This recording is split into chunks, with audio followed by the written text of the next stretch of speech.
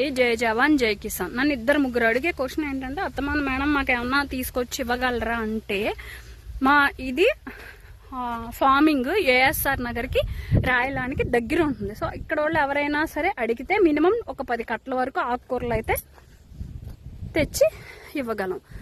అదనమాట. మేము already organic stall విశాఖోడరు వెళ్తుంటే వంతెన పక్కనే ఉంటుందండి. అది తిరుమల కాలేజ్కి వెళ్తుంటే టర్నింగ్లో పెట్టారు రోడ్డు మీద. మావి అక్కడికే వెళ్ళిపోతాయి.